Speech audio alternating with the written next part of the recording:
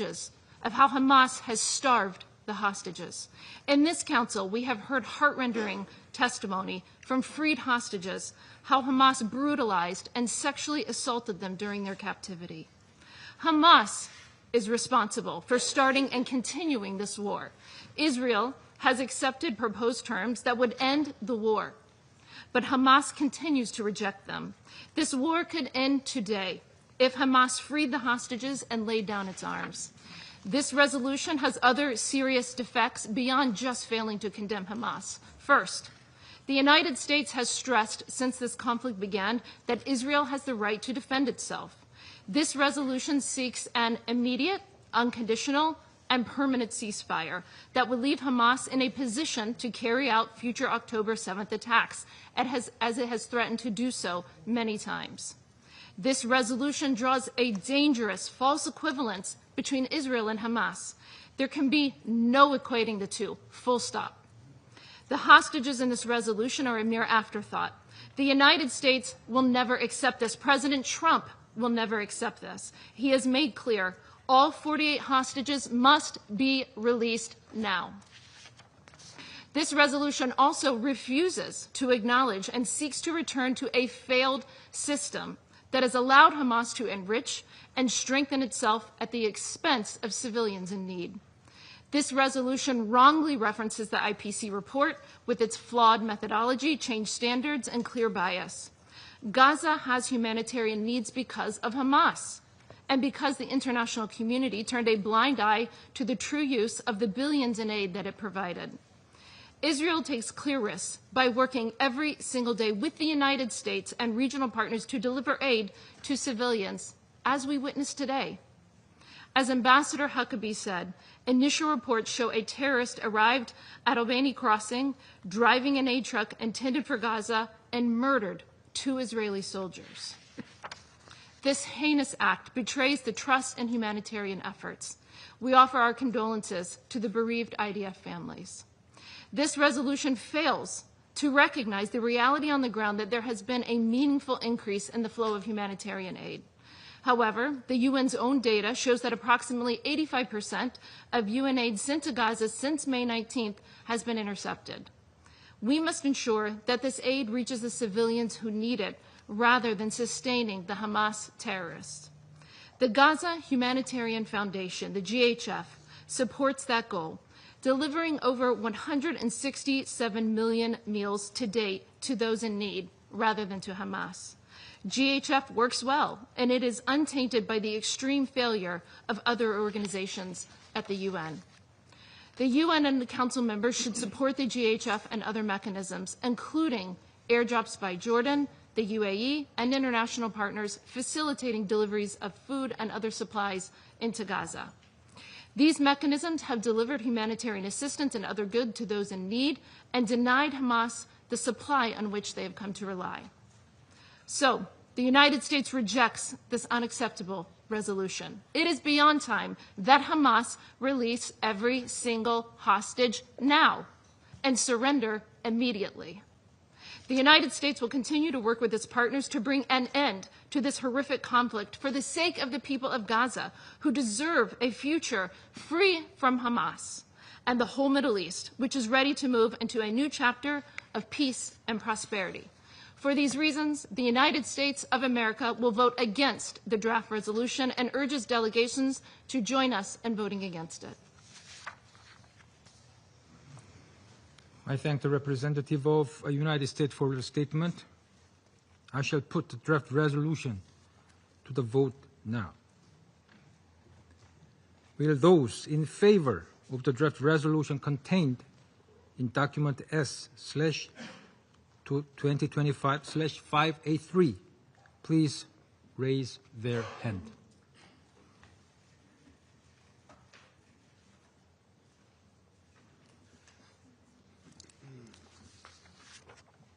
Those against?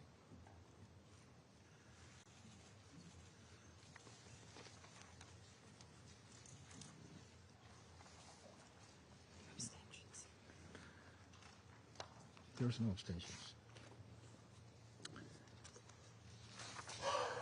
The result of the voting is as follows: 14 votes in favor, 1 votes against, 0 abstentions.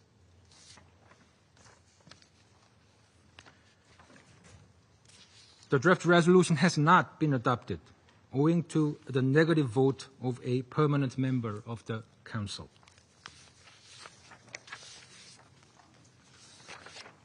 I now give the floor to those members of the Council who wish to make a statement after the vote. I give the floor to the representative of Algeria. Thank you, Mr. President.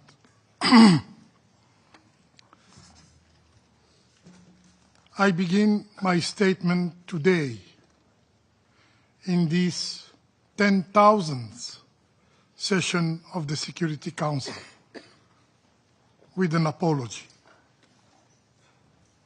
An apology to the people of Palestine, in particular in Gaza, to those whose eyes are turned to this Council today. We Algerians, we hear you, Palestinian sisters, Palestinian brothers. Forgive us. Forgive us, in particular in Gaza, where fire consumes, where rubble suffocates. Forgive us because this Council could not save your children. More than 18,000 of them have been killed by Israel. Forgive us because this Council could not protect your women. More than 12,000 of them have been killed by Israel. Forgive us because this Council could not shield your elderly. More than 4,000 of them have been killed by Israel. Forgive us because this Council could not defend your doctors, your nurses. More than 1,400 have been killed by Israel. Forgive us because we couldn't defend your journalists. More than 250 have been killed by Israel. Forgive us because we couldn't protect your aid workers. More than 500 of them have been killed by Israel. Forgive us because famine now spreads in Gaza, and this Council could not stop it, could not even act to denounce it, because this Council could not halt your forced displacement, and because aid, humanitarian aid, is turned into a weapon. And this Council, this very Council, could not break the siege of Gaza. Forgive us, because the world speaks of rights, but deny them to you, Palestinians. Forgive us because our efforts, our sincere efforts, shattered against the the wall of rejection. Despite these sincere efforts, this Security Council was not of any help for you. Why? Because Israel is shielded, because it is immune. Immune not by international law, but by the bias of this international system. Israel kills every day, and nothing happens. Israel starves a people, and nothing happens.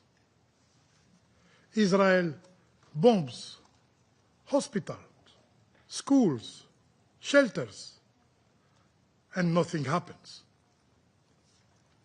Israel attacks a mediator and steps on diplomacy, and nothing happened. And with every act, unpunished, humanity itself is diminished. Colleagues, history will not weigh our speeches. It will weigh our deeds. When Gaza burned, when children starved, when hospitals fell under the bomb, did we act? Yes. Yet know this. Today, 14 courageous members of this Security Council raise their voice. They have acted with conscience, echoing the calls of the international public opinion. Palestinian sisters, Palestinian brothers, be assured we will not give up. This is not the last time this Council is acting, and the international community must shoulder its duty. President, again, this Council failed. Another scar of the conscience of humanity. Shame. Shame on helplessness. Shame in the face of genocide. Genocide unfolding before open eyes. And to those who still deny, read the report. Read the report of the Independent Commission of Inquiry. Its words are clear, and I quote, "The Commission concludes that the State of Israel bears responsibility for the failure to prevent genocide, the commission of genocide, and the failure to punish genocide against the Palestinians in the Gaza Strip." This Council has already failed twice in preventing genocide. Today, it appears we are on the verge of witnessing a third failure. And at this moment, there can be no ambiguity. Each of us must choose either to act to stop the genocide or to be counted among those who were complicit. Mr. President, Palestine has never been surrendered to empires or invaders. Those who sought to subdue it are remembered only in shame. Palestine is for the Palestinian, and Algeria, as President Abdelmajid Tebboune has vowed, will never, never abandon them.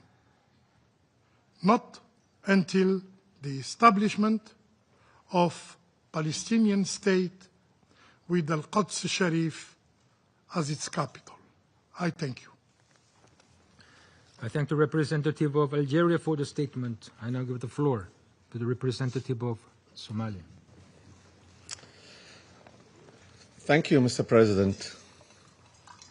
On this 10,000th meeting of the Security Council, we are reminded of the immense responsibility and the solemn promise carried by this body. 10,000 times the world has looked into this chamber for a leadership, for conscience, and for a hope. Today, as we confront the tragedy unfolding in Gaza, that responsibility weighs heavier than ever. We have voted in favor of this draft resolution today because the situation in Gaza is urgent and needs an immediate attention. As we speak, the IDF military operation is expanding rapidly. An unprecedented famine, humanitarian catastrophe, and unfolding before our own eyes by the hour, compounding the suffering of civilians, mainly women and children.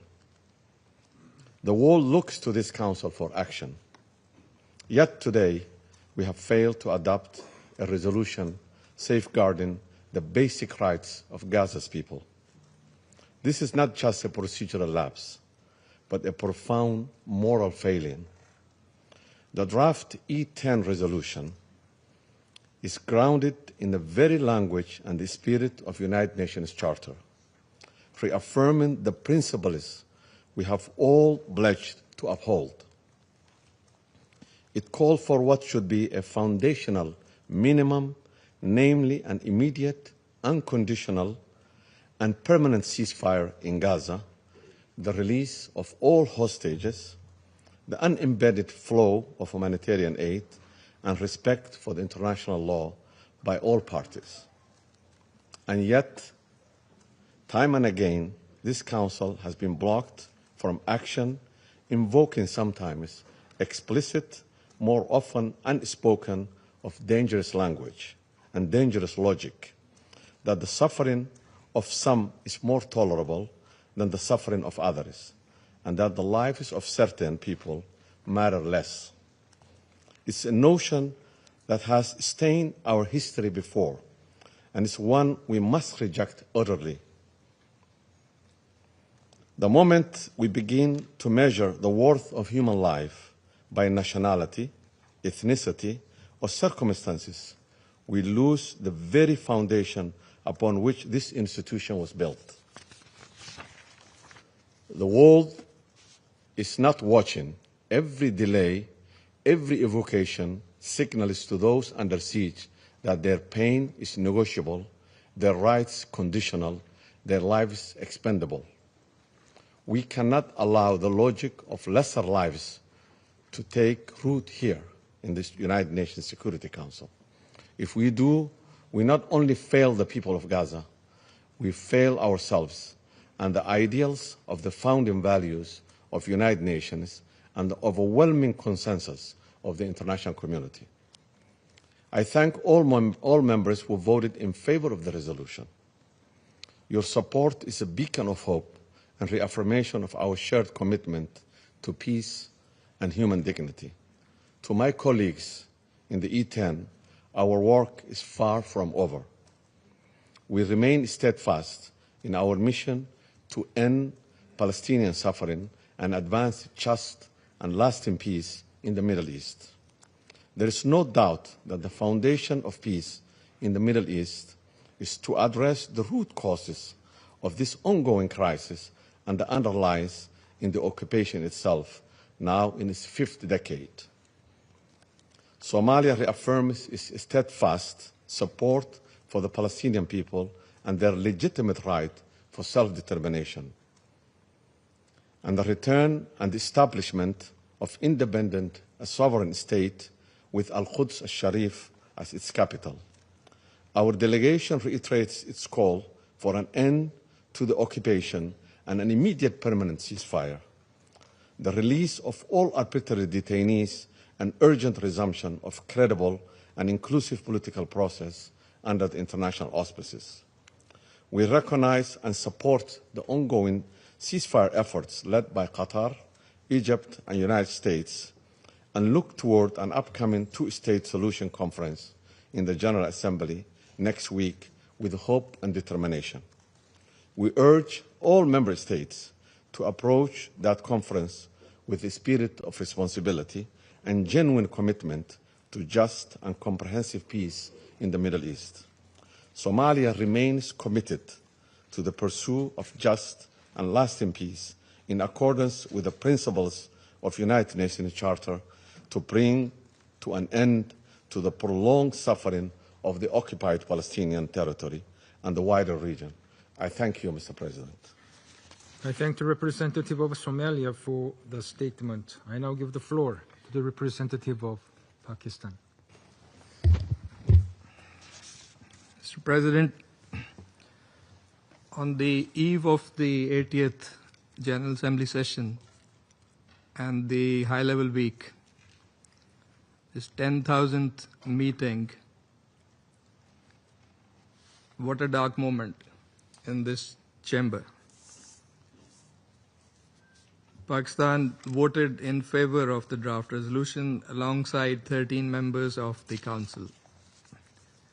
We commend Denmark for its efforts in coordinating this joint E10 initiative. We align ourselves with the remarks of the permanent representative of Denmark. President, Pakistan profoundly regrets that this Council was unable to adopt a draft resolution tabled by the 10 elected members, a resolution solely aimed at addressing the unfolding humanitarian crisis in Gaza. This was not a routine procedural matter. It was an opportunity to act in the face of unprecedented brutality and devastation and mass displacement in Gaza as the Israeli ground invasion intensifies. But let us be clear, it is not for lack of will or initiative. A clear majority of this Council has consistently demanded urgent action to stop the carnage in Gaza. And we have fulfilled our part of that responsibility. What prevented the Council from acting was the exercise of the veto. That carries a heavy responsibility. And that is where the apology must lie. In moments of such grave human suffering, preventing the Council from fulfilling its mandate risks being seen as enabling the continuation of that suffering. Those who have chosen this course must review their position. The people of Gaza are trapped between relentless bombardment and a suffocating blockade. Children are starving. Hospitals have collapsed. Families have no water no medicine, no shelter. The occupation army has subjected Gaza City to its most punishing attacks in 2 years of war, sending thousands of residents fleeing under bombs and bullets amid fear that they might never return. This is not a tragedy unfolding in silence. It is happening before the eyes of the world, in plain sight, live on our screens, and the front pages of our newspapers. In that grim setting, today's failure sends a dangerous message that the lives of 2 million besieged Palestinians are deemed expendable and can be subordinated to political considerations. Every hour of obstruction deepens the wound and aggravates the suffering of the people of Gaza. Each failure compounds the cost also for the credibility of this council. The human toll is staggering. More than 64,000 Palestinians have been killed. Famine has been officially declared in Gaza, with more than 400 deaths already caused by starvation. Infrastructure lies in ruins. Hospitals, schools, water and energy systems have been deliberately targeted and devastated. Aid workers, journalists, no one has been spared, and generations have been wiped out. Families endure unimaginable suffering, and yes, the safety of hostages is being compromised. Their cries may also be drowning out by the roars of the bombs, together with the hundreds of thousands of Palestinians. And while preventing any moves by this council, there have been assurances of action on ground, and those assurances have rung hollow, as the situation has only worsened, as we have seen.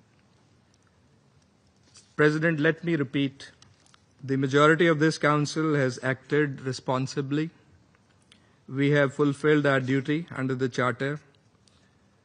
The shortcomings lie not with the council as a whole, but with the constraints imposed on it. Several grim realities underscore the urgency of action. First, famine. Already declared in Gaza City, famine threatens to spread across the Strip. Military escalation. Ignoring the calls for a ceasefire and having repeatedly undermined and sabotaged the negotiations, the Israeli onslaught on Gaza City is now claiming dozens of lives daily and could uproot 1 million people. And West Bank annexation plans. The expansion of illegal settlements in the West Bank, including the latest E1 plan, exposes the entrenched nature of the occupation and its true intentions, a death knell to the two-state solution. What a stark manifestation of settler colonialism in the 21st century. And we cannot remain oblivious of the fact that all of this is happening with an ongoing case in the ICJ and the unmistakably grave findings of the UN Commission of Inquiry regarding the acts of genocide in Gaza. Mr. President, Pakistan reaffirms its unwavering support for the Palestinian people in their just struggle for self-determination, dignity, and justice. We reiterate the call for an immediate, unconditional, and permanent ceasefire and an end to all military operations, an immediate, unconditional end to starvation and the inhuman blockade, with full unimpeded access through multiple entry and distribution points for humanitarian aid at scale throughout the Gaza Strip, and a just, lasting, and peaceful settlement of the Palestinian question, with the establishment of a sovereign, contiguous Palestinian state on pre-1967 borders, with Al-Quds al-Sharif as its capital, in accordance with the relevant UN resolutions and international legitimacy. Pakistan stands resolutely with the majority of this Council, and indeed with the majority of the UN membership, reflecting the expectations of the wider international community. We stand on the side of humanity and with justice and with international law. The world is watching. The cries of children should pierce our hearts. The anguish of mothers should shake our conscience. Palestine looks to this Council, and we cannot turn away. Regardless of circumstances, we will not remain idle. We will continue to act, to speak, and to uphold our responsibilities. This is our duty. To the brave and resilient people of Palestine, waging a just struggle against occupation for their inalienable right to self-determination and freedom. And there is no other choice. I thank you. I thank the representative of Pakistan for the statement. I now give the floor to the representative of France. Merci, Monsieur le Président. Monsieur le Président, la France remercie tout d'abord les 10 membres élus du Conseil de sécurité pour ce projet de résolution. La France a voté en faveur de ce texte. Il n'a pas été adopté malgré l'approbation de 14 des 15 membres de ce Conseil. Pourtant, nous faisons tous le même constat, une tragédie absolue qui se déroule sous nos yeux à Gaza. Ce projet de résolution était centré sur les enjeux humanitaires et il réitérait 3 exigences d'égale importance. Première exigence, un cessez-le-feu immédiat, inconditionnel et permanent. La France condamne avec fermeté l'extension et l'intensification de l'offensive israélienne au centre-ville de Gaza. Cette offensive a déjà provoqué le déplacement forcé de 300 000 personnes. Elle induit une aggravation du contexte humanitaire et sanitaire, déjà marqué par la famine et l'absence d'accès aux biens de première nécessité et aux soins d'urgence. La France rappelle en outre son opposition à tout projet d'occupation de la bande de Gaza et de déplacement forcé de sa population. Elle appelle Israël à mettre fin à cette campagne destructrice qui n'a plus de logique militaire et à reprendre au plus vite les négociations en vue d'un cessez-le-feu et de la libération de tous les otages. Deuxième exigence, justement, cette résolution exige la libération de tous les otages, sans délai, sans condition, dans la dignité, pour mettre fin à un martyre que rien ne peut justifier et qui n'a que trop duré. La France condamne une nouvelle fois sans ambiguïté les attaques terroristes du 7 octobre 2023 commises par le Hamas, un Hamas qui doit être désarmé et exclu de la gouvernance de Gaza. 142 États l'ont affirmé, cette exigence avec force, en endossant la déclaration de New York le 12 septembre dernier. Troisième exigence, la nécessité que le gouvernement israélien respecte ses obligations juridiques internationales et lève immédiatement toutes les entraves à l'acheminement de l'aide humanitaire.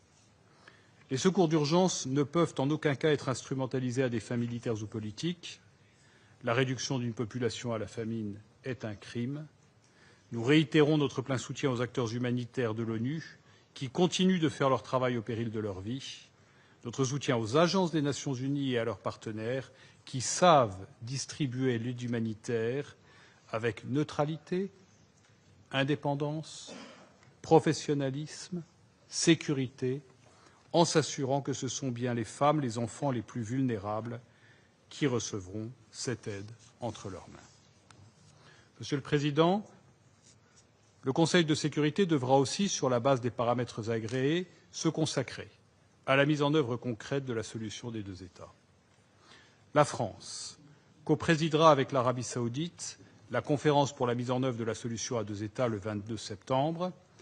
Cette conférence, portée par la volonté de la grande majorité des États membres de l'ONU, crée une nouvelle dynamique politique et collective inédite qui ouvre la voie à un nouveau chemin de paix et de sécurité pour tous dans la région. Je vous remercie. I thank the representative of France for the statement. I now give the floor to the representative of the United Kingdom. Thank you, President. The UK voted in favour of this resolution today to demand urgent action to address the appalling humanitarian situation in Gaza, to bring the hostages home and end the conflict which has raged for almost 2 years. Since Hamas atrocities of October 7, hostages have been held in unimaginable conditions in Gaza. This Council has been consistent in its demand for the release of the hostages in each of its 4 resolutions, and today's text underlined this demand again. The images of emaciated hostages held in brutal conditions speaks to the brutality of Hamas. They need to allow the ICRC to see the hostages and care for their needs. We reiterate our condemnation of Hamas and its terrorist ideology. Hamas must have no role in the future of Gaza. Last week, the UN General Assembly delivered a resounding message in support of this, with 142 countries voting to condemn Hamas attacks and to demand they disarm and end their rule in Gaza. President, we need a ceasefire more than ever. And yet Israel's reckless expansion of its military operation takes us further away from a deal which could bring the hostages home and end the suffering in Gaza. We are witnessing an entirely man-made famine in Gaza, and images of starving Palestinians killed while desperately seeking scraps of food for their families. And this week, Israel struck Gaza City Children's Hospital. Newborn babies in incubators and children on dialysis should not be under bombardment. We urge Israel's government to end the bloodshed, which has already cost the lives of 65,000 Palestinians, and to immediately lift its restrictions on the entry of aid and allow the UN and humanitarian agencies to save lives. President, the UK thanks the E10 for drafting and consulting on today's resolution. We regret the Council was unable to reach consensus on today's resolution, but we remain committed to the vision of this text. We will continue to do all we can to end this conflict, bring the hostages home, and work with our partners on a pathway to peace, to achieve a secure Israel alongside an independent Palestinian state. I thank you. I thank the representative of the United Kingdom for the statement. I now give the floor to the representative of Russian Federation. Господин председатель, выражаем признательность непостоянным членам Совета за проявленную инициативу и настойчивость Продвижение проекта резолюции Совета Безопасности с фокусом на гуманитарную ситуацию в секторе Газа. Российская Федерация поддержала данный документ, который содержит ключевые элементы для скорейшего регулирования. Немедленное и безусловное прекращение огня, освобождение всех удерживаемых ХАМАС заложников, снятие жесткой гуманитарной блокады Газа и обеспечение безопасного и беспрепятственного доступа к нуждающимся. К этому мы последовательно призывали с самого начала обострения палестино-израильского конфликта 7 октября 2023 года, и, как показали результаты сегодняшнего голосования, это та основа разрешения кризиса вокруг Газа, под которой сегодня готова подписаться подавляющая часть международного сообщества. К сожалению, сегодня в ходе 10-тысячного заседания СБ мы стали свидетелями очередного 7-го по счету вето США, вновь заблокировавших принятие решения, которое помогло бы остановить кровопролитие. В этих цифрах есть трагический символизм. Пока в Вашингтоне не изменится призма восприятия кризиса в Газе, пока многосторонняя дипломатия в ООН будет восприниматься там как преграда, а не как критически важный инструмент, никаких прорывов по БВУ не произойдет. СБ ООН так и будет оставаться свидетелем катастрофы, парализованной не какими-то своими структурными проблемами, а по воле, точнее из-за ее отсутствия, одной единственной делегации. Призываем наших американских коллег осознать, что декларируемая ими тихая дипломатия на земле, как они говорят, подрывается не здравыми голосами мирового сообщества, в том числе в этих стенах, а конкретными действиями израильского союзника, что наглядно подтвердила агрессивная вылазка Западного Иерусалима против суверенного Катара как одного из основных посредников в переговорном процессе. Это был удар, по сути, по самой идее достижения договоренностей. Он обесценил любые утверждения о том, что Израиль готов к дипломатии и сделкам.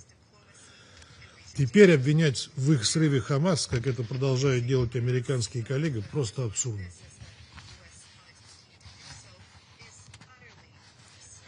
На фоне этих вопиющих действий Израиля против Катара и запуска им операции по полному захвату города Газы, чреватой дальнейшими жертвами среди мирных палестинцев, бездействие со стороны СБ особенно резко контрастирует с требованием обеспечить справедливость, которая звучит на улицах многих мировых столиц, включая Нью-Йорк, где простые горожане выходят на протесты против продолжения конфликта в секторе.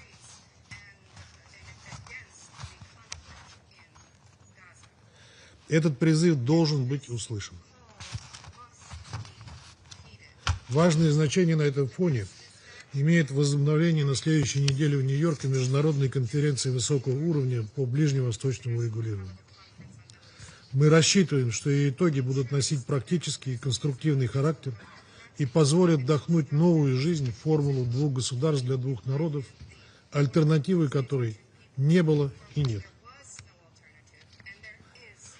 Призываем Соединенные Штаты и Израиль подключиться к этому процессу, а не поворачиваться, как ранее, спиной к международному сообществу и мешать его усилиям найти решение для крайне болезненного регионального кризиса.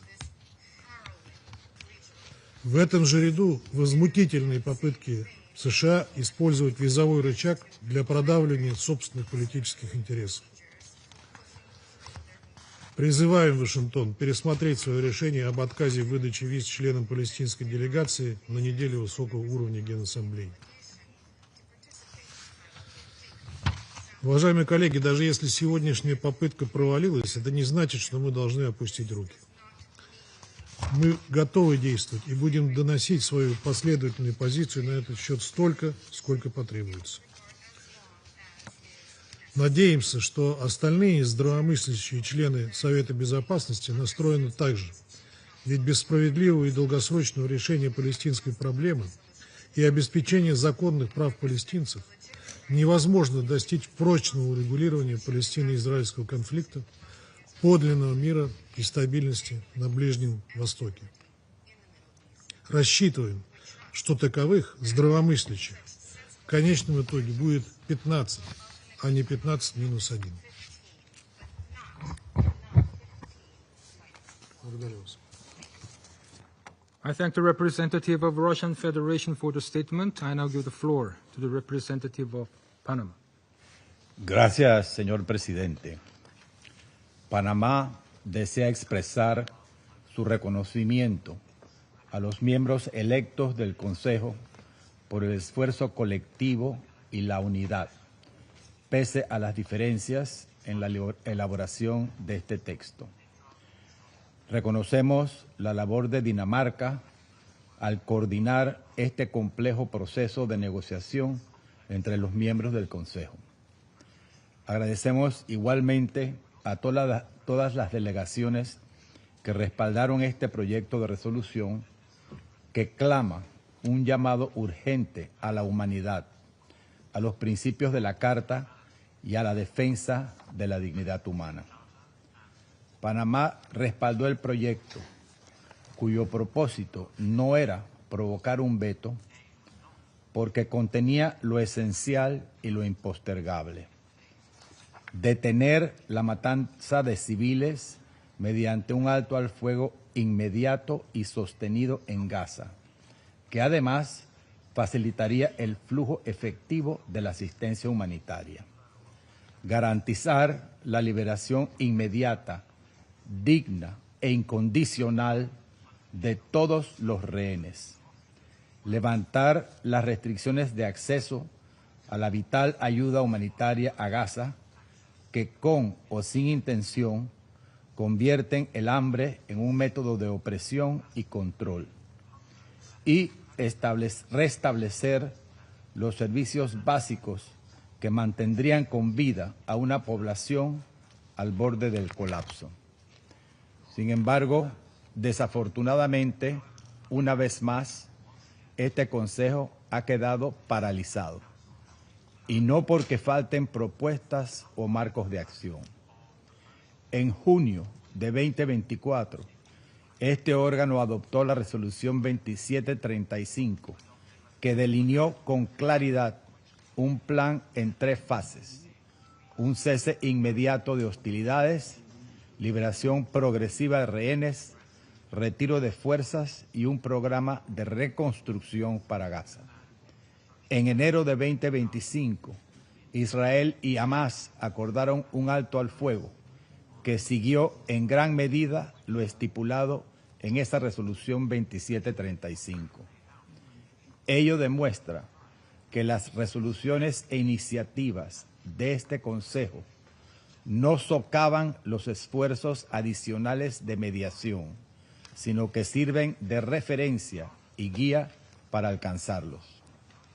La experiencia de la tregua temporal, aunque frágil, demostró de manera contundente que era posible detener el sufrimiento humano, permitir la entrega de asistencia de manera efectiva en Gaza y avanzar en la liberación de rehenes. Su ruptura en marzo fue la consecuencia de la falta de confianza y voluntad política para sostener la paz. Desde entonces, ningún esfuerzo de negociación ha logrado restaurarlo. Hoy, 6 meses después de la ruptura del alto al fuego, el 18 de marzo, han muerto aproximadamente 13.800 palestinos más en Gaza. Además, desde el último veto en este Consejo sobre la situación en Gaza, el pasado 4 de junio, han pasado 106 días. En ese lapso, alrededor de 6.800 personas han perdido la vida en Gaza, es decir, en promedio 64 personas cada día, 3 cada hora. La clasificación integrada de la seguridad alimentaria en fases IPC ha declarado la hambruna en Gaza. más de 425 personas, incluidos 125 niños, han muerto de hambre, víctimas no de la escasez, sino de los obstáculos impuestos al acceso de alimentos y medicinas. También los rehenes y sus familias han pagado un precio insoportable, atrapados en una espera que prolonga el sufrimiento y la incertidumbre desde aquel atroz y cruel 7 de octubre. El futuro de los rehenes se presenta cada día más oscuro y sometido a mayores peligros. Las Naciones Unidas y su personal humanitario tampoco han sido una excepción. En los últimos 5 días, 10 de sus edificios en Gaza, incluidas escuelas y clínicas donde se refugiaban miles de desplazados, han sido atacados.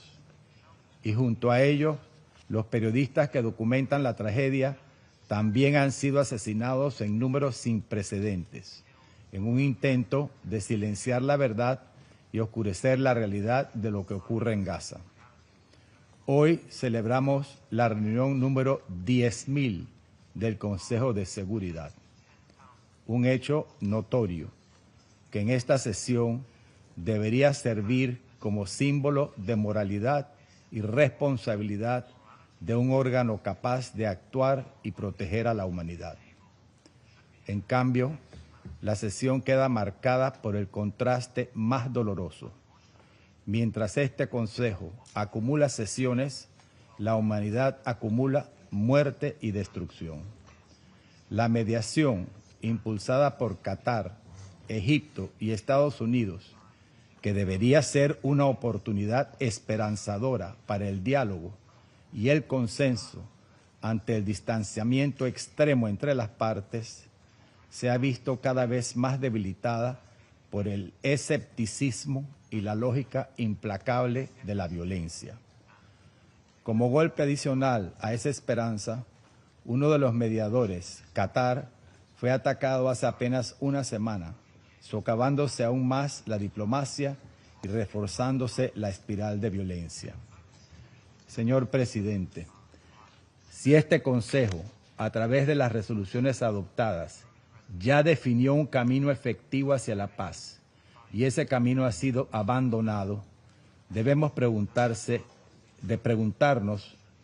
qué se persigue realmente.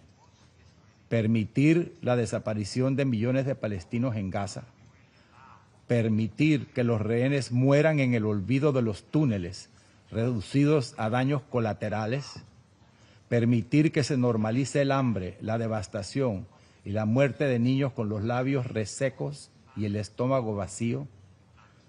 La situación actual no es sostenible, no es salida ni es solución. La devastación y la semilla de odio sembrada no traerá seguridad ni paz, ni la inacción de este Consejo logrará un futuro de dignidad y humanidad para israelíes y palestinos. Panamá pide lo que este Consejo debería ser capaz de exigir, en una sola voz y en cumplimiento de la responsabilidad primordial que la Carta de las Naciones Unidas le confiere para el mantenimiento de la paz y la seguridad internacionales. Un alto al fuego inmediato y sostenido, el acceso irrestricto de la ayuda humanitaria y la liberación de todos los rehenes, así como el inicio de un proceso político serio que devuelva a las partes al camino de la reconciliación y la paz. Muchas gracias. I thank the representative of Panama for the statement. I now give the floor to the representative of Guyana. Mr. President, on December 9th, 1947, at its 222nd meeting, the United Nations Security Council held its first meeting on Palestine. Today, so many years later, at this 10,000th meeting of the Council, 14 member states of the Council decided to definitively respond to the confirmation of famine in Gaza and to reiterate our demand for a ceasefire and for the release of all hostages held in Gaza, Guyana therefore deeply regrets the use of the veto today, which scuttled these efforts. An effort of the elected 10 members of this Council, deeply conscious of the horrific situation in Gaza and our responsibility for the maintenance of international peace and security, we employed a consultative manner in the development of this resolution, with the involvement of all member states of this Council at every stage. It is on this note I extend my deepest appreciation to Ambassador Christina Larsen and the delegation of Denmark for their tireless efforts in piloting us through the drafting process towards the tabling of the draft resolution today. Mr. President, dear colleagues, the question consuming many in the international community, including many of us around this table, is what will it take to achieve consensus for the Security Council to act as one and exercise its responsibility to protect the Palestinian people? In the nearly 2 years of Israel's active military operations in Gaza, the breadth of the atrocities unleashed on the Palestinian people defies every tenet of decency, morality, and humanity. More importantly, international law, the very fabric of the international system that we built from the ruins of World War II, continues to be violated every single day, in defiance of every warning, every legal ruling, every appeal to the perpetrator of these atrocities. And all of this, Mr. President, is done with total impunity. Mr. President, the result of this impunity is the ongoing commission of genocide. Yes, genocide, the words that many did not want to use and hope we'd never have to use it, is confirmed this week by the UN Independent International Commission of Inquiry on the OPT and Israel. Impunity has also resulted in the weaponization of starvation, to the point of creating a famine in Gaza, while Israel continues to impose restrictions on the delivery of humanitarian aid into Gaza. Displacement, destruction, disease, death, these are the squalid fruits that impunity is bearing in Gaza. And yesterday, another cycle of annexation continues to take root as the occupying power began its ground operations in Gaza City, following weeks of strikes on high-rise buildings in the city. At the least, my delegation had hoped that there will be political will on the part of each member of the Security Council to coalesce around the core concerns addressed by the draft resolution. One, securing a ceasefire as the basis for sustainable improvement in the humanitarian situation, including the reversal of famine, and two, securing the release of hostages. It is difficult, Mr. President, to raise any credible argument against Council action on these concerns, as they fall squarely within the purview of the Council's mandate for the maintenance of international peace and security. More than that, it is a decent, moral, and human thing to do. The international community has rightly looked to the Council to defend and protect the right of the Palestinian people to be free from Israel's tyranny. But again, owing to the continued exercise of the veto prerogative, this Council is constrained. Mr. President, Guyana wants this war on Palestine to end permanently, comprehensively, and justly.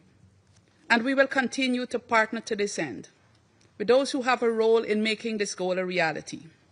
The Security Council is pivotal to this end, and Guyana urges that we keep sounding the alarm bells on Palestine and advocating for the Palestinian people until they are free. The Council has the tools to bring about decisive changes in the situation in Gaza and to prevent further escalations in the region, and we should utilize them. Sadly, once again, we could not do so today despite the political will of 14 of the 15 member states. I thank you. I thank the representative of Guyana for the statement. I now give the floor to the representative of Sierra Leone. Thank you, Mr. President. Sierra Leone thanks Denmark for coordinating the process that culminated in the 10 elected members of the Security Council tabling a draft resolution. Regrettably, it was not adopted owing to the non-concurring vote of a permanent member.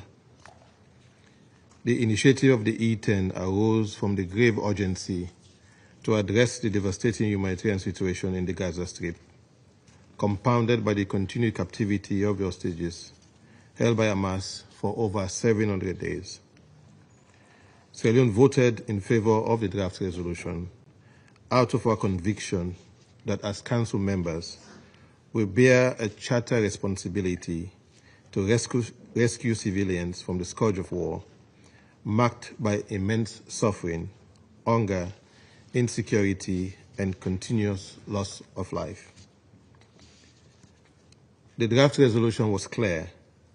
It demanded an immediate, unconditional, and permanent ceasefire respected by all parties, the immediate and dignified release of all hostages held in violation of international humanitarian law, full and unimpeded humanitarian access at scale so that food, water, medicine, and fuel reach those in desperate need.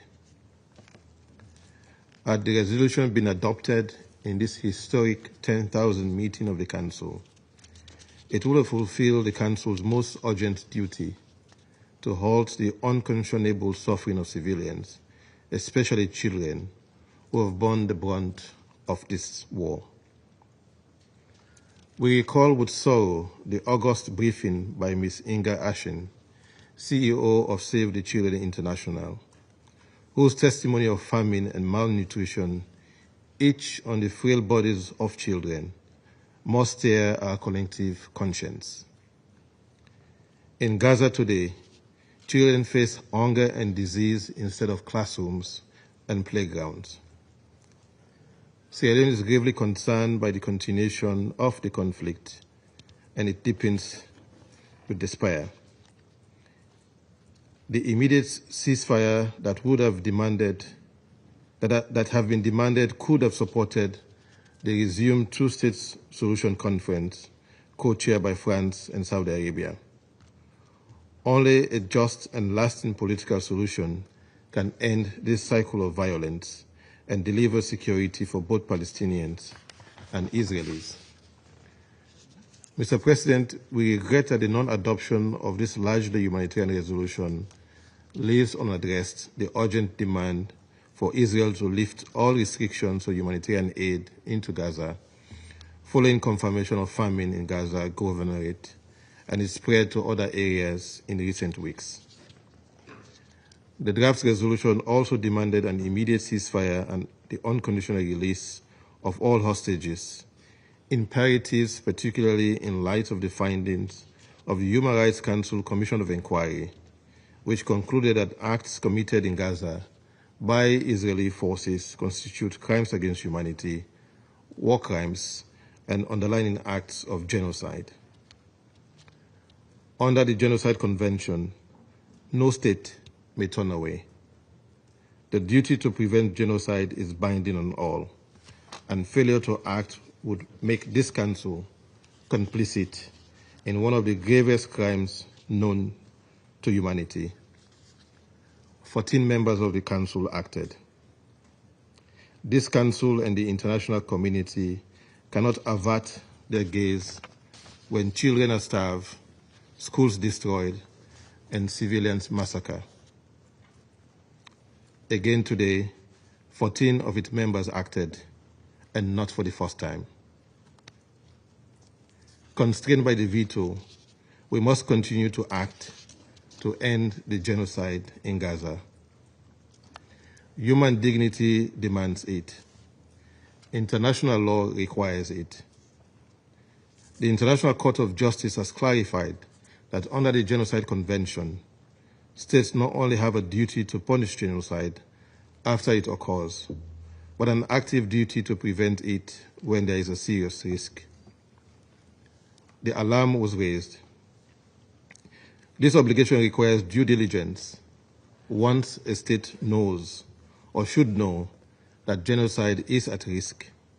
It must use all reasonably available means, diplomatic, political, economic, or otherwise lawful, to stop it. The court in the Bosnia versus Serbia found that failure to act, despite influence over those who carried out the Srebrenica genocide, breached their obligation. This duty is owed erga omnes to the international community as a whole. The court has further underlined that complicity in genocide is prohibited. A state cannot lawfully provide aid, cover, or assistance to the perpetrators if it knows genocide is being or about to be committed. In its provisional measures in South Africa versus Israel, the ICJ reaffirmed these principles, ordering Israel to refrain from acts that could constitute genocide, to prevent and punish incitement, and to allow humanitarian relief into Gaza to avoid conditions that could destroy a protected group, the Palestinian people. These rulings remind us that there can be no neutrality or silence in the face of genocide. Mr. President, to close, let us be clear. Unlike Pontius Pilate, states cannot wash their hands of their responsibility. The blood of innocent children cries out for justice. The Council, although constrained by the veto, and the international community must not remain indifferent. I thank you. I thank the representative of Sierra Leone for the statement. I now give the floor to the representative of Slovenia. Thank you, Mr. President. We regret the use of the veto, which prevented the Security Council to take action today. This resolution was short and simple, despite the multi-layered catastrophe unfolding in Gaza. Last month, the IPC confirmed that famine has taken parts of Gaza and is threatening to spread across the Strip. In the last few weeks, Israel has started its deadly offensive in Gaza City. This week, the Commission of Inquiry presented its report. Almost 2 years into this conflict, we are still shocked by new milestones and heartbroken by lives lost. Some tragedies which we can no longer even bear witness to when Gaza is cut off from the world. Mr. President, we have said before that our delegation does not believe it is our job to be briefers on the facts on the ground. Neither is our job to be judges and provide legal clarity. For that, we have existing mechanisms which enjoy Slovenia's full support. Our job, however, is to listen to every single devastating briefing in this chamber. And our job is to act in keeping our promise of never again. It was not the intention of the elected members to negotiate long texts. That does not mean we did not negotiate in good faith. Our intention was to say that red lines have been crossed, that people cannot be starved, that people cannot be forcibly displaced, that the destruction of lives, of property, and of any chance of a ceasefire cannot continue,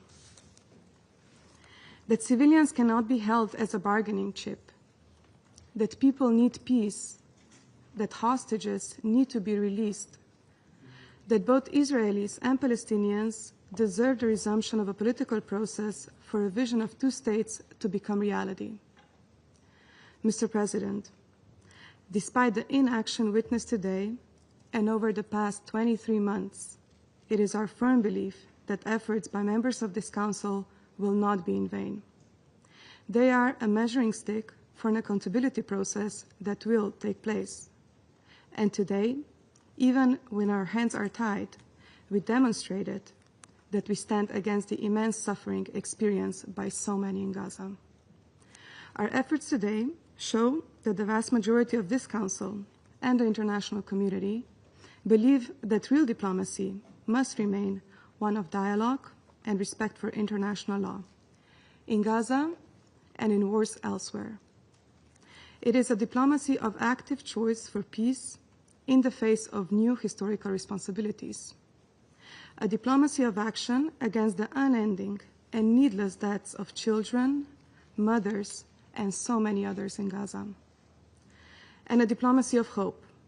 The durable peace is within reach, in spite of the devastating reality before us. Let me conclude by thanking Denmark for their coordination of the group of elected members on this initiative, and in particular fellow E10 members for their unity, moral clarity, and determination. As members entrusted by the General Assembly with this responsibility, we stood united for an end to this catastrophe. And by extension, we hope we have clearly showed that the world stands united against the suffering of the people of Gaza. Thank you. I thank the representative of Slovenia for the statement. I now give the floor to the representative of China. 主席，中方对今天的表决结果感到非常失望。加沙冲突延宕已近2年，造成前所未有的人道灾难。安理会一次次试图做出努力，却一次次被美国强行阻拦。我们不禁要问：到底还要有多少无辜生命逝去，加沙才能实现停火？2023年10月，美国第一次否决加沙问题决议时，冲突导致近3000人丧生。今天，美国再次滥用否决权，加沙死亡人数已飙升至6.5万多人。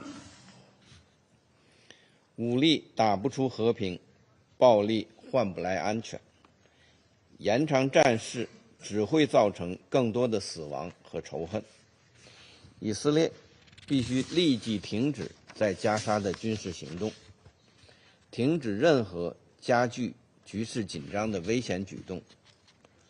我们希望美国同国际社会相向而行，秉持公正、负责任的立场，切实为实现停火做出积极努力。到底还要发生多少惨剧，人道物资才能畅通无阻？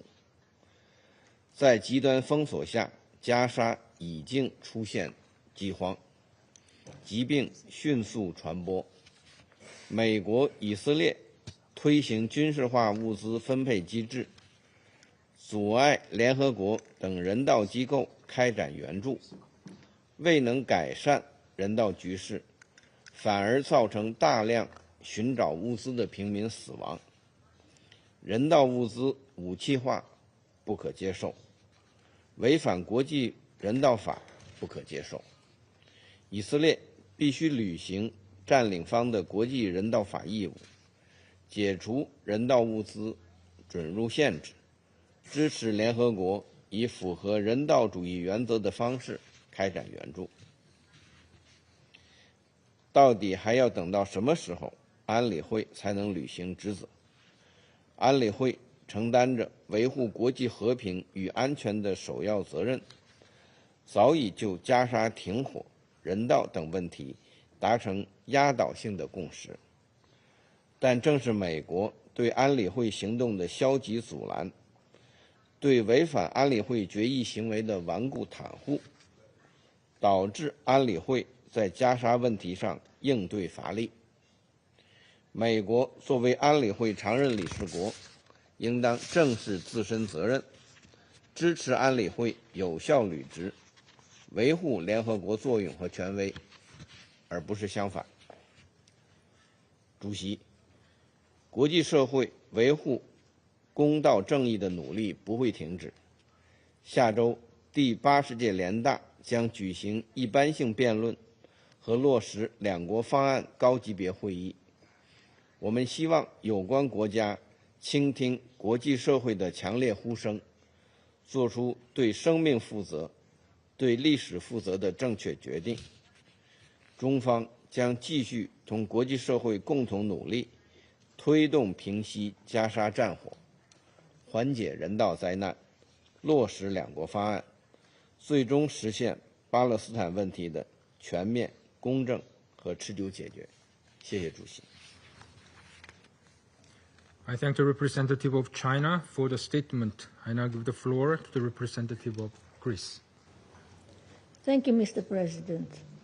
Thank you for your swiftly scheduling today's vote on a draft resolution presented by the elected members, which comes at a most critical juncture, driven by the most dire humanitarian situation of the Palestinian population in the Gaza Strip.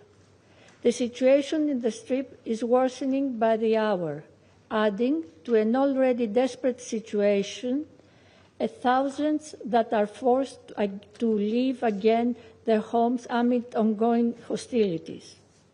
Food, water, electricity, medicine remain scarce. Essential needs for the human life are being denied to the people of Gaza. Starvation and malnutrition, especially among children, have reached alarming levels.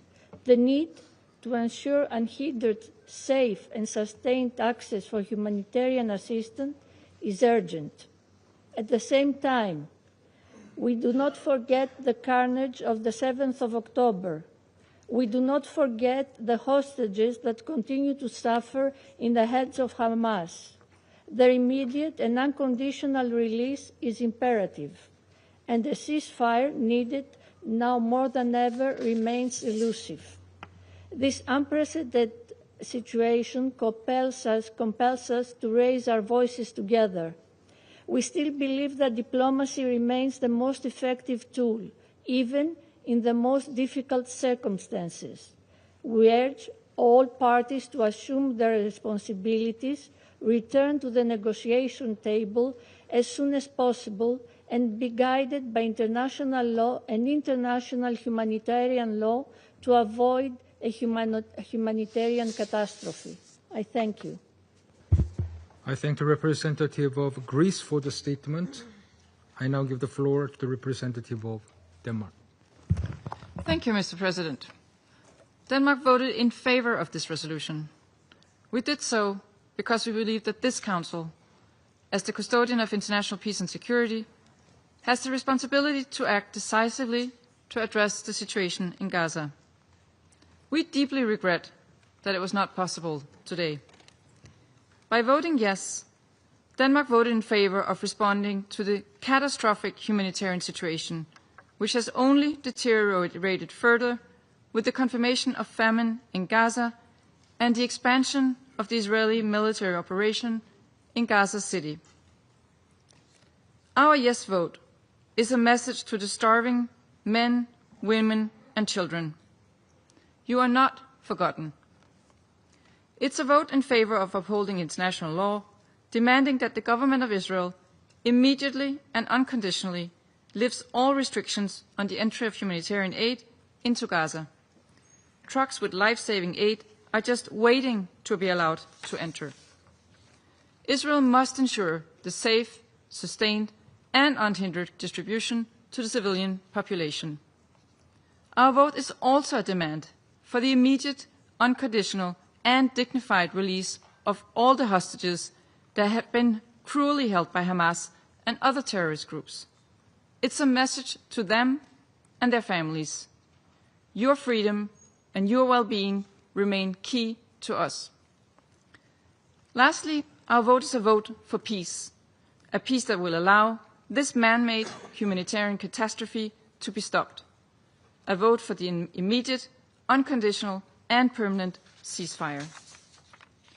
Mr. President, Denmark has consistently condemned the terrorist attacks by Hamas and other terrorist groups on October 7th.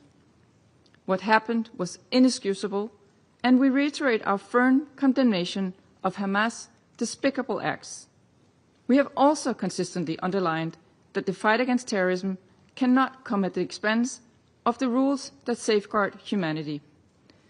In closing, Mr. President, even though this resolution was not adopted today at this 10,000th meeting of the Council, 14 members of this Council have sent a clear message. We want to see an immediate and lasting ceasefire, the immediate and unconditional release of all hostages, and the urgent lifting of all restrictions on humanitarian aid. We will continue to work for this for however many Council meetings it may take. I thank you.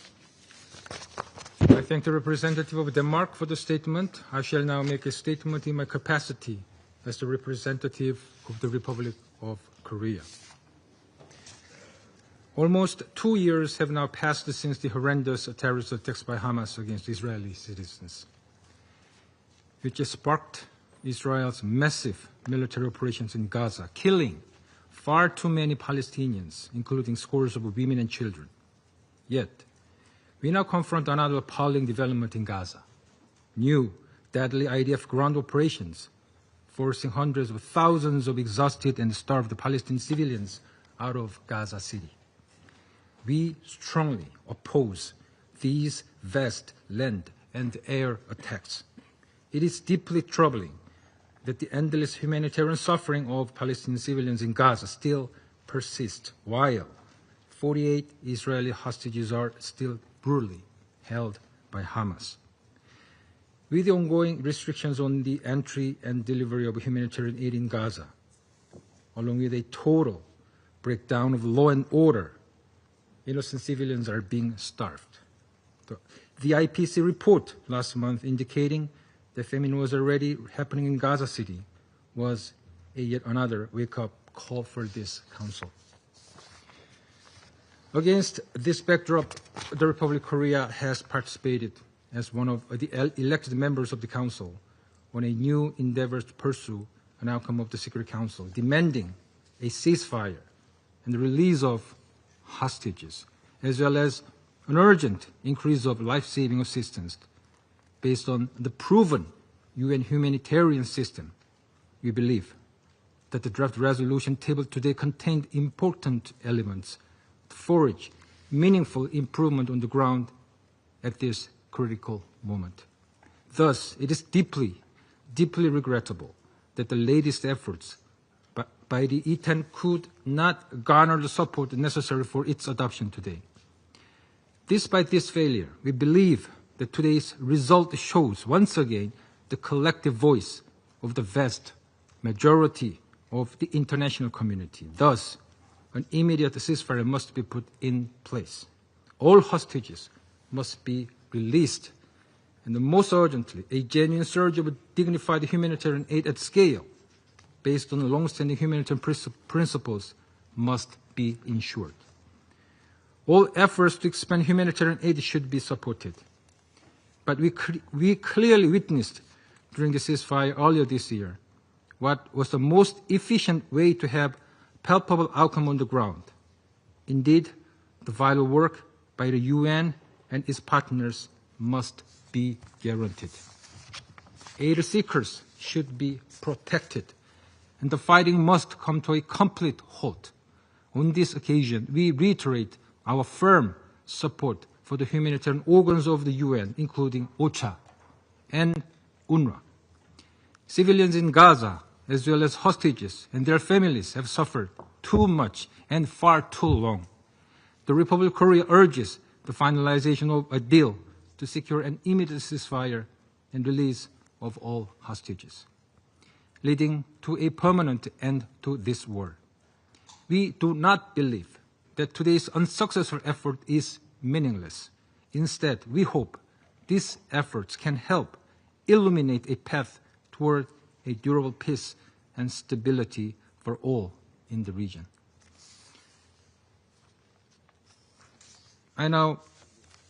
I resume my function as President of the Council. The representative of the United States has asked for the floor to make a further statement.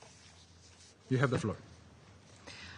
Because there were several references to a report that was released earlier this week by the so-called Commission of Inquiry, the United States wanted to clarify the record. To be clear, we consider this a slanderous report that lacks any credibility. This report presents lies and distortions to the benefit of Hamas. The commissioners who wrote this report have a record of bias that are in violation of the United Nations' own rules of impartiality. This is a clear example of the Human Rights Council's moral bankruptcy and why the United States ended its participation in this body. It is long overdue that the Commission of Inquiry be eliminated and that its anti-Semitic witch hunt be put to an end. I thank the representative of the United States for the statement. I now give the floor to the permanent observer of the Observer State of Palestine. Mr. President, I congratulate the Republic of Korea for its assumption of the Security Council presidency, assured of your wise leadership of these deliberations and the work of this Council. From the outset, I wish to express our thanks to Algeria, to Denmark, Guyana, Pakistan, Panama, Republic of Korea, Sierra Leone, Slovenia, and Somalia, the 10 of you, the E10, and Greece, sorry. We thank you for your leadership and relentless efforts for many long months now to push for a permanent and unconditional ceasefire that would end the massacres being perpetrated by Israel against the Palestinian people, that would release hostages and prisoners, that would end the occupation-imposed famine and unbearable human suffering, and that would stop the forcible displacement of our people and the annexation of Palestinian land. We listened very closely to your passionate statements and your outstanding efforts in order to try to bring this nightmare and this genocide against the Palestinian people to an end. The alternative to all of this, which is demanded by international law and by our collective humanity, is unfolding before our eyes. I can understand the anger and frustration and the huge disappointment of the Palestinian people who might be watching this session of the Security Council, hoping that there is some help is in the pipeline and this nightmare to be brought to an end. I can imagine their anger and frustration that it did not happen, and these atrocities are continuing to be imposed on them. And if any one of you, and I'm sure you do, if you see these images of the total destruction of the city of Gaza, with a flood of tens of thousands of humans navigating through that destruction, you will have no heart if you do not be moved by this amount of pain and anguish that the Palestinian people are going through it. Babies dying of starvation, snipers shooting children in the head, civilians killed en masse,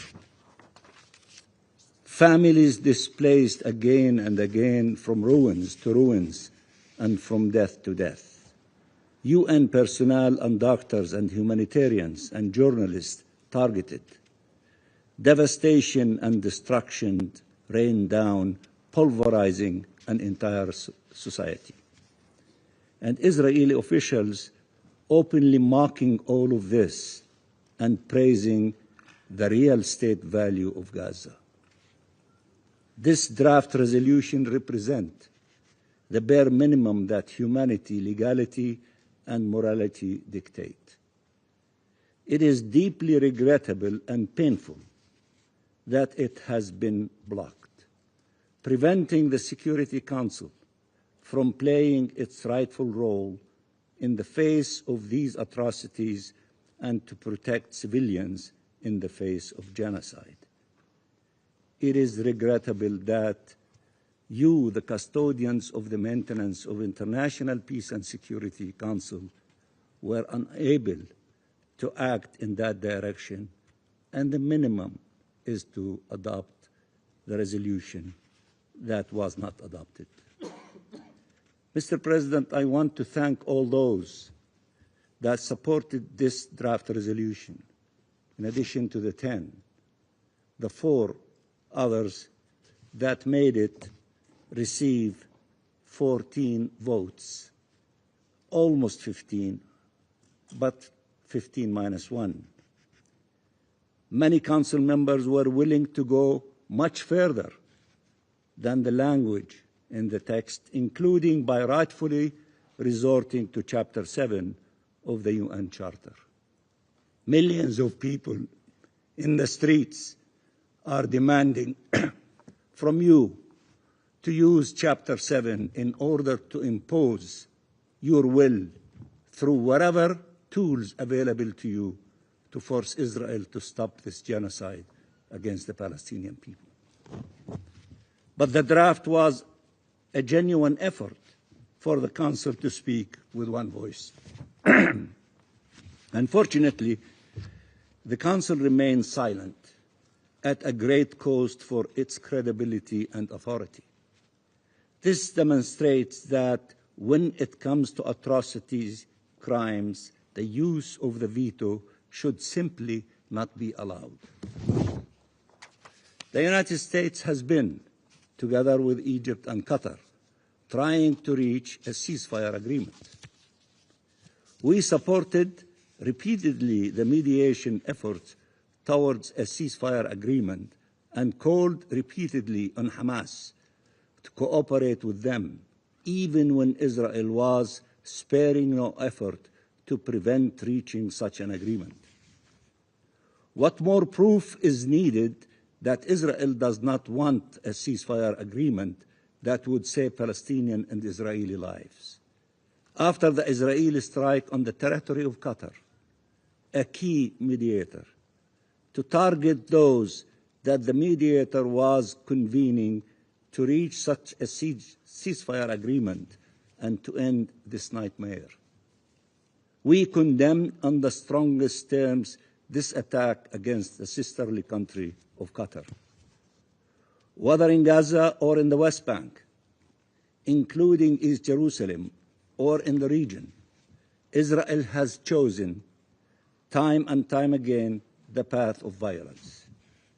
In response to the global demands for a ceasefire and the global demands for an end to its illegal occupation, it chooses instead to escalate its violence, committing crime upon crime with no end in sight, with full impunity. And children, women, and men, entire families, are paying with their lives for this appalling impunity and inhumanity. Just 2 days ago, the Human Rights Council's Independent Commission of Inquiry joined the many concluding on the basis of the undeniable evidence that this is a genocide, reaffirming the obligation in all states, without exception, to act now to prevent and punish this crime that shames the world, that shames all of us. Mr. President, violence is an impasse. ceasefire saves lives, Palestinians and Israelis, and hostages and prisoners. There is no justification for killing and harming civilians, whether Palestinians or Israelis. Calling for such violence to end can suffer no conditions, no delays, no excuses. One should not see only partially the suffering of a group of people and completely ignore to acknowledge the mountains of suffering of the Palestinian people. It is the right thing to do. It is the only thing to do. There is no right for Israel to massacre Palestinians. There is no right for Israel to commit genocide. There is no right for Israel to commit ethnic cleansing. There is no right for Israel to starve a people. There is no right for Israel to displace and dispossess a nation. Israel's impunity is fueling its folly. Shielding it is allowing it to persist on a horrific path that will never lead to peace or security or integration. No matter how many tens of thousands and hundreds of thousands of soldiers, they cannot erase from the face of earth a nation, the Palestinian nation, nor will they be able to succeed in eradicating tens of thousands, millions of Palestinians. We are here to stay, and there is no power on earth that will negate our existence. So for those who are living in denial and drunk with their ecstasy and victories, wake up. The only road is the road to peace. The only road is the road of the two-state solution, to live next to each other and peace and security. We are committed to that. The whole world is committed to that. There is only one party, led with a group of fanatic leaders who are refusing to accept that, and they are trying, in a futile exercise, to eradicate the existence of the Palestinian people and their national rights, including their right to self-determination, statehood, and the right of the refugees. Israel must be stopped for the sake of our people and for the sake of the Israeli people and for the sake of our region and for the sake of our international community and the international system created to save humanity. A ceasefire must take place. Hostages and prisoners must be released. Aid must flood Gaza, and the UN and humanitarians must be allowed to do their work, save lives. 2 million people must be saved from this hell. The veto prevented this Council from taking action at a time when it is most needed for the maintenance of international peace and security. But that is not the end, and it will not be the end, as many of you said. All states must take their responsibility and take decisive measures that will deter Israel, the occupying power, from pursuing its criminal schemes against our people. They have the tools. All of you have the tools in your national capacity and collectively. You have the tools, and these tools must be used. Use them, including through an international protection force and immediate tangible accountability measures. We recognize and thank all those who have been taking bold decisions to end the horrors, to end this illegal occupation. The General Assembly demanded a year ago an end of the Israeli occupation by September 2025, following the ICJ advisory opinion deeming this occupation illegal, and to ensure the rights and freedom of the Palestinian people and the independence of the State of Palestine, and to advance real justice and lasting peace. We urge the implementation of those decisions. We appeal to all to uphold their obligations with action to ensure accountability, to end Israelis' impunity, to protect the Palestinian people, to salvage the two-state solution, to salvage the prospects for a just peace and that Israel is trying to destroy every single day. Mr. President, there is a future with no violence, no hatred, no killing, where the forces of peace finally prevail, and we are getting stronger, the forces of peace. Not only the 14 of you in this chamber, but almost the entire membership of the General Assembly.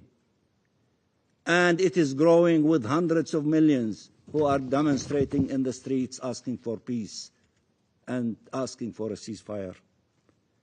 But accessing that future starts by stopping this madness.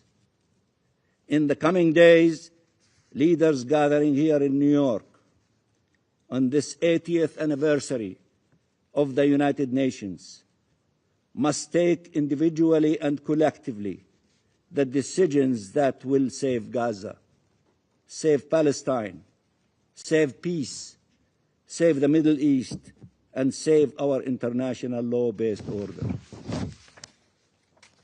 Palestine will be present, whether physically or through other measures. Tomorrow, in the General Assembly, we expect an overwhelming voting on the resolution that demands that Palestine to be present.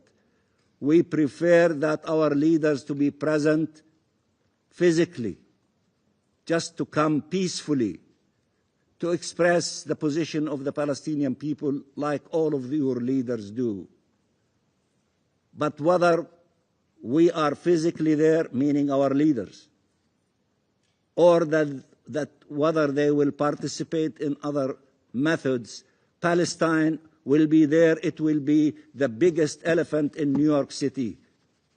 This General Assembly will be the General Assembly of the question of Palestine. Action can no longer be delayed. There is far too much at stake. Gaza is the ultimate test, and two Palestinian people for 2 years now have paid the price of our failure to stop the killing machine launched against them. We cannot fail them any longer. We have to act. We have to act now, and we are confident that the army of those who will be joining the action march will get bigger and bigger.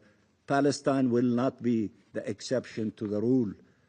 As humanity succeeded in putting an end to apartheid, humanity will succeed in putting an end to this illegal occupation, and Palestine will be free, and the two-state solution will be a reality. Thank you. I thank the permanent observer with the Observer State of Palestine for the statement. I now give the floor to the representative of Israel. Mr. President, some in this Council treat these sessions as theater, as a show. For Israel, it's not theater. It is our daily reality. Just hours ago, 2 Israelis were murdered at the Allenby crossing on the Israel-Jordan border, when a truck marked for humanitarian aid was turned into a weapon of terror. This is the reality we face. Words spoken here as performance can have deadly consequences on the ground. First, we would like to thank the United States for showing leadership and moral conviction by vetoing this biased resolution. Members of the Council, how did this draft resolution come before us? It began as Algeria's one-sided text. The United States engaged in good faith, seeking to add balance, to acknowledge truth, moral clarity, peace and security. Algeria refused. For weeks, Algeria has run the show, not to seek compromise, but to stall. dragging talks until the stage lights of high-level week were upon us. Great timing. Not to strengthen consensus, but to strip away balance. Step by step, line by line, it worked to weaken the truth. So ask yourselves, why did you yield to Algeria's radical demands, yet refuse to preserve the simple of facts? Let me remind you what Algeria would not allow you to include in this draft resolution. One, that all acts of terrorism are criminal and unjust.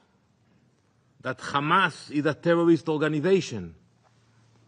That Hamas's terrorist attack on October 7th must be condemned. That Hamas must disarm and leave the Gaza Strip. Why were these lines deleted? The answer is simple. Algeria cares more for the show than the truth, more about the credit than making real progress. Too many here are prepared to follow its lead. What we see here is not diplomacy, it is theater. For Algeria, the substance never mattered, only the performance, the timing, the process, the applause, not the people of Gaza, not their suffering. If you truly care for the people of Gaza, you would condemn Hamas. You would include it in the resolution. Instead, you protect Hamas, reading from their script and casting them in the leading role on the stage you have built in this council. I know many of you as serious diplomats, yet by endorsing a draft resolution that dares to imply Israel is starving the people of Gaza, you echo the propaganda of Hamas. Ask yourselves, is that truly a choice you are prepared to defend? Is that the part you wish to play, reciting their script rather than speaking the truth? Facts are facts. The crossings are open. Humanitarian aid is moving into Gaza through 4 active entry points. Yesterday alone, on Wednesday, September 17th, 226 aid trucks entered Gaza, and 550 Gazans were evacuated for life-saving medical treatment. Since May, more than 13,000 trucks of food, medicine, and essentials have come by land, sea, and air. Starvation is not, and has never been, Israel's policy. Our policy is to fight terror, to fight Hamas, the ones actually starving hostages. A refusal to face facts is not neutrality. It is a choice that strengthens Hamas and prolongs the suffering of both Israelis and Palestinians. What we see again is a carefully staged performance crafted for headlines, not for peace. Even in its one-sided resolution last Friday, the General Assembly called for Hamas to, and I quote, end its rule in Gaza. The General Assembly, at the very least, condemned, and I quote again, the attacks committed by Hamas against civilians on the 7th of October. Yet, this draft resolution before the Security Council could not even do that. Usually the opposite, you know. Make no mistake, Hamas waits in the wings, the only beneficiary of this stage drama. This draft text delivers them the standing ovation they so crave as reward for their barbarism and murder. In this chamber, Algeria has acted as Hamas's puppet. While Algeria plays theater, our hostages remain underground, starved, tortured, humiliated. Where this resolution was stripped of truth and courage, Hamas stole aid and prepared new attacks. While Ambassador Amar Benjam chases applause, Israelis and Palestinians pay the price. The result is a draft text before us, a resolution that fails to label Hamas as a terrorist organization, fails to condemn the October 7th massacre, fails to demand Hamas disarm and end its rule in Gaza. This is not the product of diplomacy. It is the product of obstruction. It is not the work of mediators. It is the work of a ringleader for radicals and terrorists. Too often, in the past 2 years, the world's moral compass has spun off course.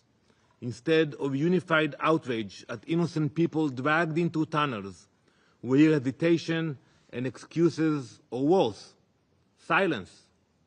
Israel has even been asked to justify what needs no justification, bringing our hostages home and confronting Hamas to prove that there is no immunity for terrorists. Israel did not want this war. Israel did not ask for it.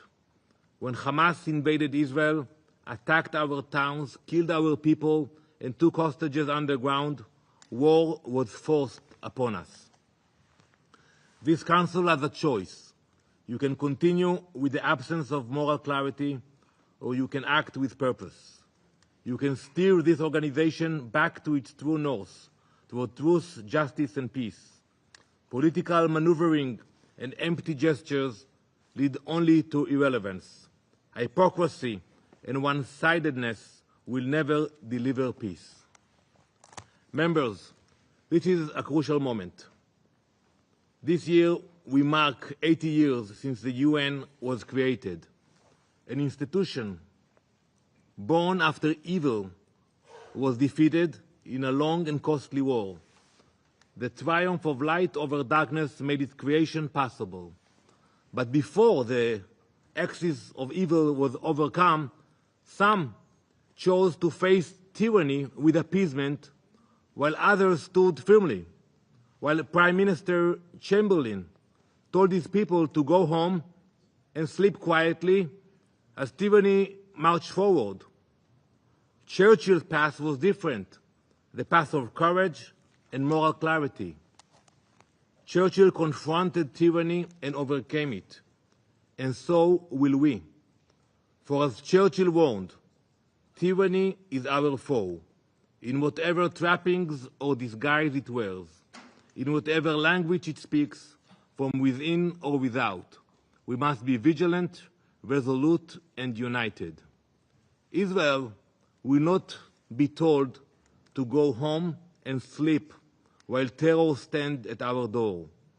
We will not rest until every hostage is home and until Hamas is defeated. Thank you, Mr. President. I thank the representative of Israel for the statement. The representative of Algeria has asked for the floor to make a further statement. I give them the floor.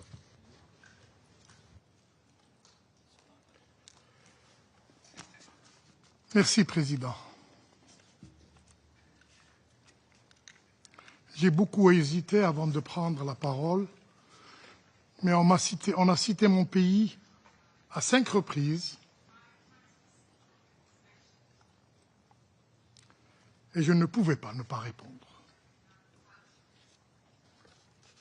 Vous avez tous vu, vous avez tous entendu que le représentant d'Israël a délibérément visé mon pays, et mon pays seulement, au sujet de ce document, de ce projet de résolution, pourtant parrainé par les 10 membres élus de ce Conseil de sécurité, pourtant voté par 14 membres sur 15 de ce Conseil de sécurité, représentant l'immense majorité de l'humanité.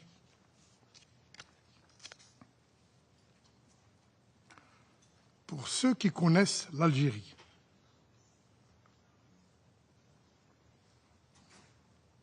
nous ne serons pas intimidés.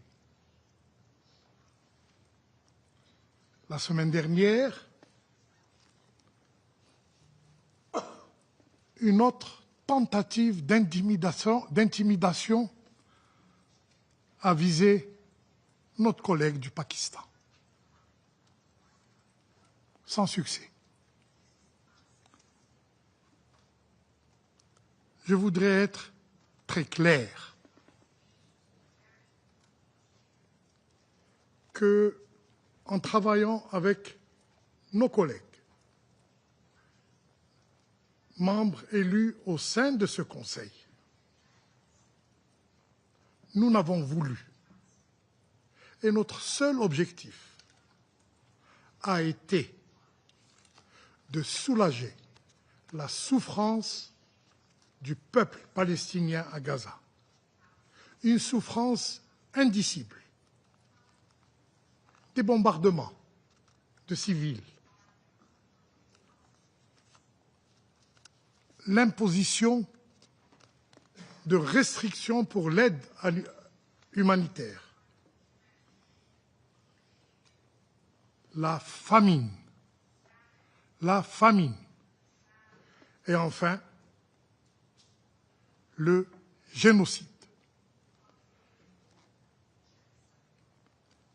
Et notre sentiment à tous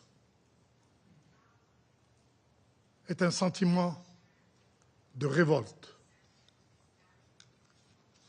contre ce qui se fait actuellement à Gaza, y compris aujourd'hui.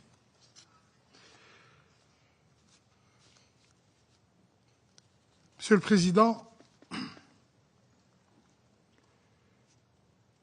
comme l'a dit et répété le président Abdelmajid Tebboune, l'Algérie se tiendra aux côtés du peuple palestinien jusqu'à ce qu'il puisse bénéficier de leur droit à l'autodétermination, jusqu'à ce qu'ils puissent jouir de leur droit inaliénable à l'établissement d'un État indépendant, avec Al-Quds Sharif comme capitale. Tout le reste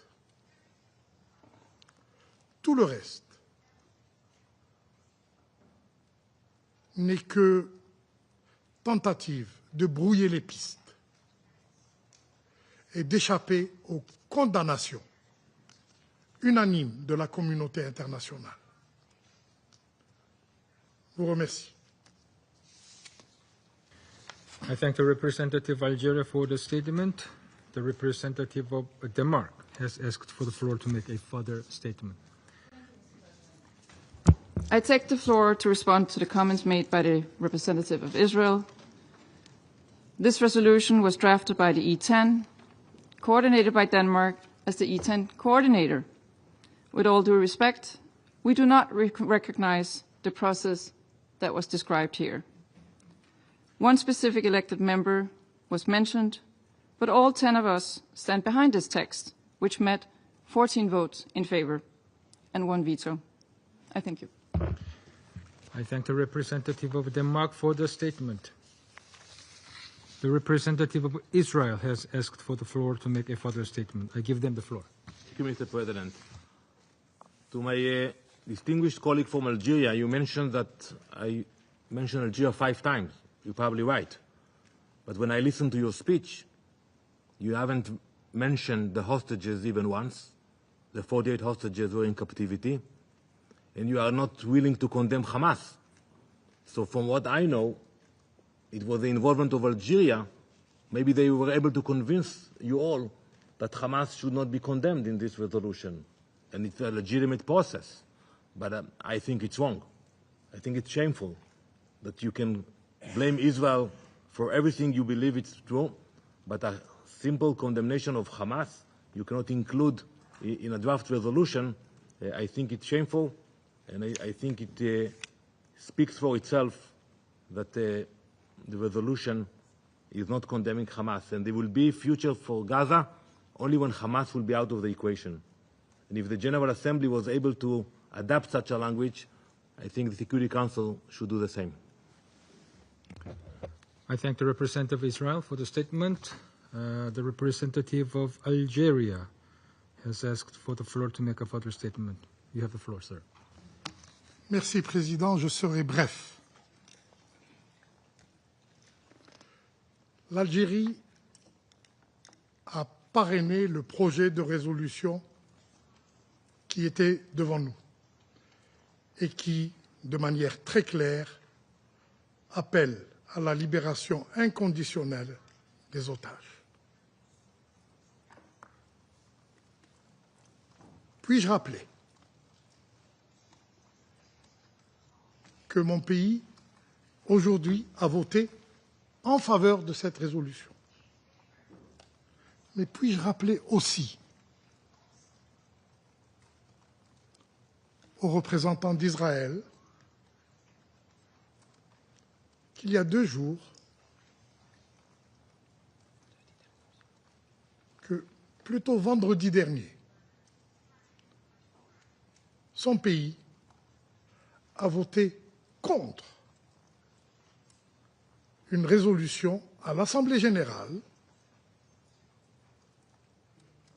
qui contenait de manière très explicite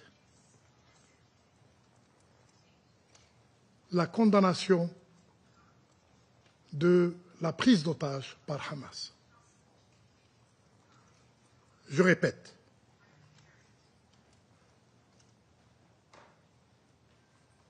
le monde, l'humanité tout entière est contre